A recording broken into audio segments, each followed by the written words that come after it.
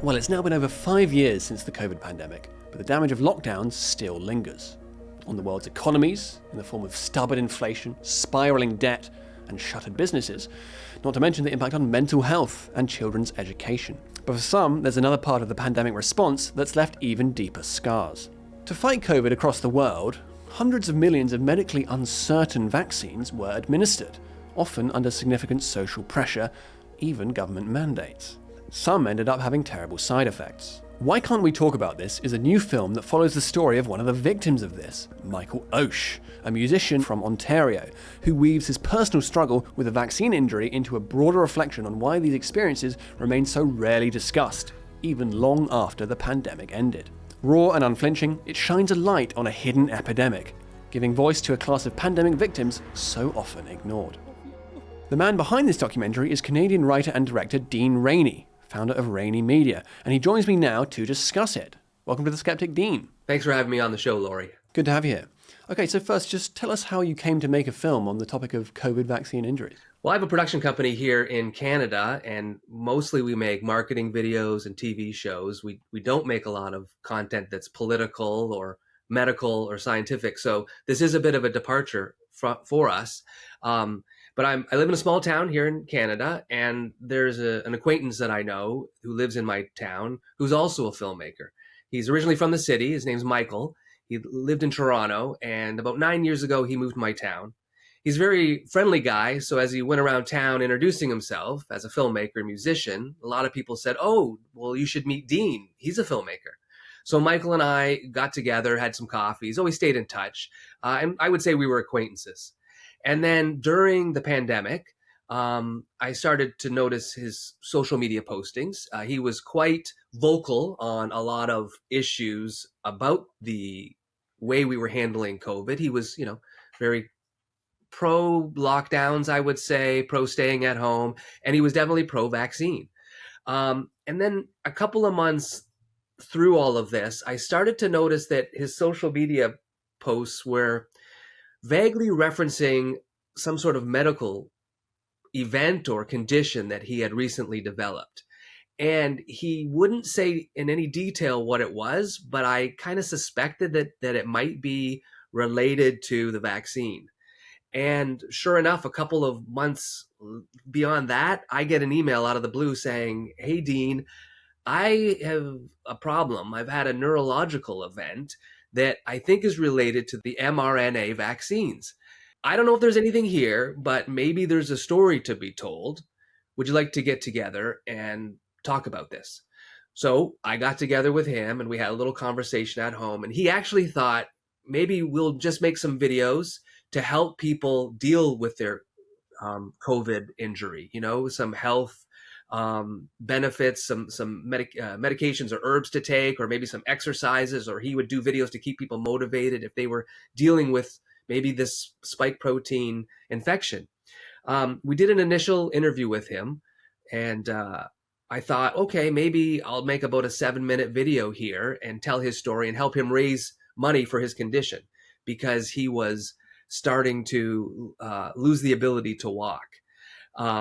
And we sort of had this footage, and then we sat on it for a long time. Now, Michael Osh is the gentleman you follow in this documentary. I mean, tell us a bit about this initial injury he suffered and what his medical difficulties have been like. The first neurological event or effect that he experienced was on his 4th shot. He had COVID 2 times, and he was on his 4th shot. That's a second booster. When, like 36 hours later, he started getting tingling feeling in his feet. He started to lose he was getting disoriented.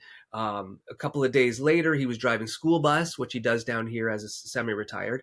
He lost consciousness, ended up in the ditch, got out of it, got to the doctors, and the doctors thought he had a mini stroke. And right away they said, "Don't take another booster." And that began his medical journey as he sort of dove down the rabbit hole trying to figure out what was going on with him. He got us involved, and we started filming as he would go through his, like I say, medical journey, trying to figure out what happened to him. And along the way, doctors would say off the record that we think this is connected to the vaccine. but they would not go on the record to say that. So they would just keep putting him through tests, tests for MS, Guillain-Barré's, anything that they could try to tie this neurological event, because basically what happened was lesions were forming on his spine and then eating away at the myelin and then making so he just couldn't walk anymore. He can't move his hands, can't do anything.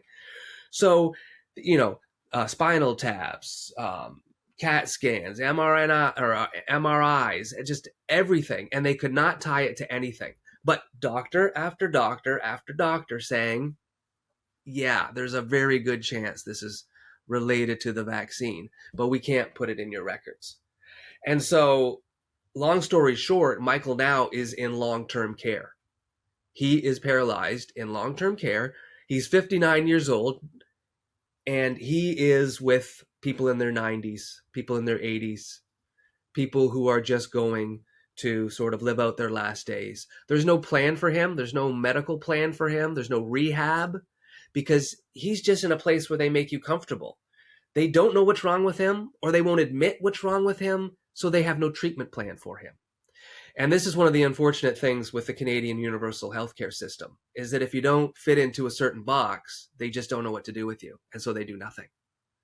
And so that's where Michael finds himself now. And so making this film, which really went beyond what both of us thought it would be, like him thinking, well, I'll just make some videos, put on YouTube to motivate people to stay positive if they're vaccine injured, to, well, now we have a feature film that tells this story of Michael's journey, but then also the enormous silence that surrounds this issue.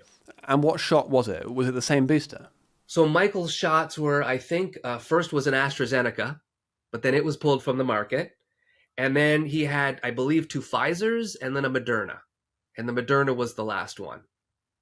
And, as I talked to many doctors and scientists, that's basically par for the course. It's these subsequent shots. This shot, mRNA vaccine technology, is really made for one and done. And you just keep pumping your body full of this sort of this recipe guide for making spike protein, and then you just keep having these issues. And a lot of people are getting these low-level viral infections, and then a few people are having issues like Michael, where it's beyond anything that they can fix, repair, and he's paralyzed.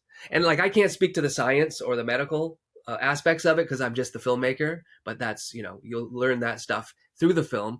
We have some scientists to explain how the technology works and where it's going wrong. Now, you're based in Canada, of course. How did Canada handle the pandemic? And in particular, how big a role did vaccines play in the Canadian government's response? Well, Canada took a very authoritarian approach to COVID and the pandemics. We had a lot of lockdowns, 2 years of rolling lockdowns. I'm sure you're familiar with the truckers' convoy, the Freedom Convoy. That was happening in 2022. So vaccines were out. A lot of research was out about how dangerous COVID actually really was. And the data wasn't pointing in a direction that all these lockdowns needed to happen. They jumped on the vaccine. They thought the vaccine was really the key to getting us out of this pandemic. And so they doubled down on it. We had mandates. If you worked for the federal government, provincial government, you would lose your job if you weren't vaccinated. You couldn't get on a plane or a train if you weren't vaccinated. You couldn't go watch your child's hockey game if you weren't vaccinated. So it really divided the nation and took away informed consent or rights to people's own body. And we had passports to prove all this. You had to show something in order to get into wherever it was you were getting into. It puts us where we are now, where they so double down on everything that now to even bring up the subject, to even look back and debrief or think, they don't want to go there. They do not want to even examine anything that they've done. So that's why I think this film is important, because we just recently had an election and the response to COVID was not even an election issue. We just came off of the 4 years of devastation, and now we have an election. How are we not talking about this? And it's okay. Did we get some things right? Did get some things wrong? But this whole silence, there's a vacuum that surrounds it. And I think that's really frustrating people. And so our film is an attempt to break through that and bring this back to the forefront. Now, the film is called Why Can't We Talk About This? And just explain a bit more about that title and, well, why you found it so difficult to get people to talk about this topic of adverse effects of vaccines. So when we started filming, we did the interview with Michael, the initial interview, and kind of found out, all right, how did we get to here? He was still at home. And, there was a little bit of hope. Maybe he'll overcome this. Maybe we can find some treatments. And so I wanted to talk to his doctor so that I could understand more of what was happening to him and from the medical side. And it took me a long time to even get to meet them in person. It took me an even longer time to get anyone on camera to talk to me. It was very frustrating. It was very frustrating because I just am just a layman. I didn't think that there was any conspiracy here or anything nefarious. I just thought this is a medical issue. Why are we not talking about this? We have mandated that people take these shots. Okay, now people are affected negatively by them. Let's talk about it. But I found out that the Ontario College of Physicians and Surgeons was taking people's license away from anybody who talked negatively or critically about these vaccines. And there was about 50 doctors just in Ontario that they either had their license suspended or revoked. Many went into early retirement, all for just asking questions. And that really tweaked our interest here. Okay, I think we have something bigger. Like, you can't tell a filmmaker, we don't want to talk about this. Because I'm like, okay, we're going to talk about this. Like, forget about this. Like, I don't know jack about this, but the fact that you don't want me to know more is very suspect. So we dove in deeper. I reached out to the Ontario College of Physicians and Surgeons. I said, this is what I'm hearing, and this is what I'm experiencing. Doctors don't want to talk to me about this medical issue. Clearly, there must be some misunderstanding, because you wouldn't want to be not transparent, right? Like, you would want people to know what's going on. Can we clear up this misconception or confusion? And they said, I'm sorry, we have to refuse the interview. They wouldn't talk to me at all. And, well, yeah, that grew our curiosity. And then I was watching a podcast one day, and we follow this in the movie as well, because it's kind of Michael's journey, his medical journey, then my journey to kind of figure out what's going on with him. And I was watching a podcast, and there was another lady in Northern Ontario who had the exact same experience as Michael. 4th shot, 24 hours later, tingling, losing feeling. A couple of weeks later, she's in a wheelchair. She's paralyzed. What is this? Okay, so I took my raw footage of Michael's interview, just his interview, just raw, no commentary, no editing, nothing. I thought, I'm going to send it to the podcaster, and I'm going to send it to this woman, Kayla, so that she knows she's not alone. I upload the raw footage to YouTube. I leave it unlisted because it's going nowhere. And within 5 minutes, I get an email. They've deleted the footage and given me a medical misinformation strike. So I'm like, what? I mean, we're talking February 2023, 24. Like, this is well after a lot of things have already gone down. And, we were like, okay, hold on. This is going to be a tough one. So it was very heavy to make this film, because not only do you have to deal with Michael, who's a gentleman I know, and you're basically watching him disintegrate, and just the effects it has on his family. But then we're making this, and like, no one's going to back us up. No one's going to talk to us. So we're not, I can't just put out Michael's story. I need to put out like some expert opinions. I need to include some, opposing views. But no one wants to talk about this. And I couldn't even share what I was going through with my family, because even families are divided on this topic. It's just, I think that people have gone through enormous trauma through those 4 years, one way or another, whether they know it or not. Those that have been affected by the shots or the lockdowns, or their children struggling, or businesses struggling. We've all been through that. And so people just want to move on, Let's just forget about it. We're done. That's done. Close it, pack it. But we do. And then we are going to leave all these people like Michael behind. So we just kept pushing forward. Like, we didn't know. We had no funding. No one was giving us money. There's no sponsorship. This was out of pocket. This was our own time. It was heavy to deal with. And you're just like, I don't even know if I make this, will people even watch it? And so that's kind of where we ended up, where we even had a struggle. Theaters just refused it. They just wouldn't touch it because of the topic. And that to me was a hard pill to swallow because, like, I'm from the arts. And to me, movies, literature, it's always been important to use that as a tool for social issues or for justice issues. I love a good, Aaron Brockovich movie. And so I just thought, film is now, or art is now just abandoning this topic. Like, art's always talked about the taboo subjects. Why not now? What's going on? What happened? And so, yeah, it's been a real eye-opener, I guess. I get no support from the left, if I want to say the left. Like, I work in the arts that's filled with people on the left, and they won't go there. They will not go there. So it's been a real eye-opener on that respect. But we're plowing through. We did some screenings here locally. They were really well received, not a dry eye in the house.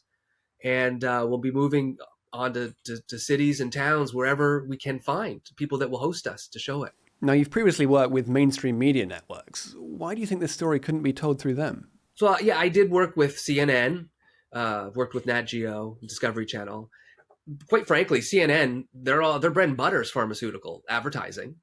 And they doubled down on the messaging and the propaganda during the pandemic. They made a lot of money.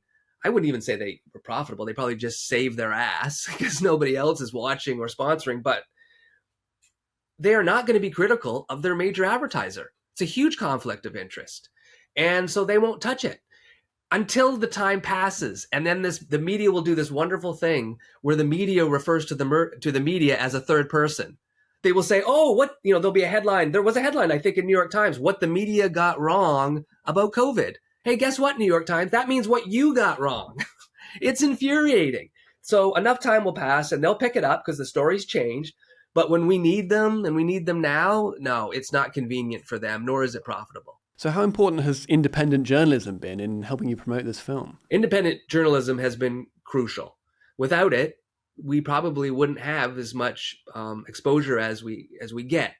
A couple of, the local papers picked it up, which was good. And they do belong to like a national media conglomerate, but that was good. But they just keep it, local story, local man. Without independent journalism, you won't know many things that are going on right now.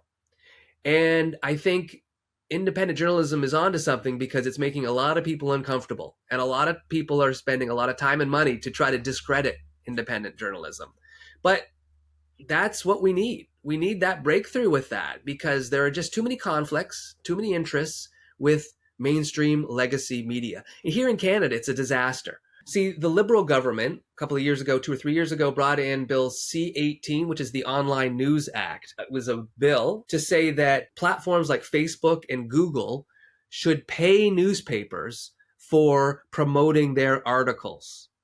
Everybody knows that you share news online, right? I take the article from my local paper and I post it to Facebook, and then other people can click that link and go read the article. Well, there is none of that anymore because our government thought that Facebook should pay the newspaper for promoting their article. If not, they were stealing, even though every newspaper article had a little button at the bottom that said, please share on these social media platforms. Please steal our article, okay? So this is equivalent to like you having a billboard and me having a restaurant. And every time somebody drives by that billboard and comes to my restaurant, you pay me. And so Google and Facebook just said, hey, guess what? We're not paying anybody anything. We just won't, then don't share it. So now we have a huge news vacuum where we cannot share any news. And it's brilliant because the government has made it look like this is Facebook's decision and not something that the government has set up. It's like soft censorship. It's perfect. We either get paid or you don't play. And here we are. And most Canadians, like I would say 80%, don't know this exists. And then the rest misunderstand how it actually came to be. So what you have then is legacy media protected, but they're losing that huge revenue. If you talk to anybody in the news here, because they can't share on social media, their viewership is down But guess what? That means the government comes in and subsidizes them to bring them back up. Well, just like CNN not being critical of pharmaceuticals, do you think the CBC is going to be critical of the Canadian government? No. So that's where we are. Until, independent media is the last hope. And that's why people are working overtime to discredit and stigmatize them as being misinformation and wrong and right wing and all of this stuff. So yeah, it's very important more than ever across the world. And so has Canada started to acknowledge that people are being harmed by these shots? Are they doing anything to help? So the Canadian government has slowly acknowledged that there's an issue with these mRNA shots. And they, about a year and a half ago, 2 years, they established the Vaccine Injury Support Program. And of course, they outsourced this to an accounting firm to handle a healthcare issue. And the shocking thing, well, not shocking, is it's overwhelmed. The program is overwhelmed. People are so desperate for help, and there's so many people that the program has been way oversubscribed. It's still growing, and they're not getting back to people in a timely manner, and most people are being denied. I think the government gave the administrators $53 million for the program, and so far, for 2 years, the program has handed out $16 million. 1-6. $53 million, and they've handed out 1-6. And of the 3 people in my film with vaccine injuries, 1 death, 1 blood clots, and Michael paralyzed, 2 of them have been denied. And so it's just like any other government program. It's horribly ran. It's got a real lack of transparency, and it's probably not going to work the way it is intended to work or give these people the help they need. And what's been the response to the film? What are people saying now? The response has been overwhelming. Like I said, I've never made a film like this before. I'm mostly making like cooking shows or comedy shows or corporate videos. It's really something to watch it with the community, watch it with the group, because we've been told we can't talk about this for 3 years. And now we're together in a room, public, and we are watching things, and people's feelings and emotions are coming right out. Like I have some clips of the messaging on the other side, the pro-vaccine messaging, right? And so when the Minister of Health comes out and says her bit on why people should take this, people are booing. People are saying murderer.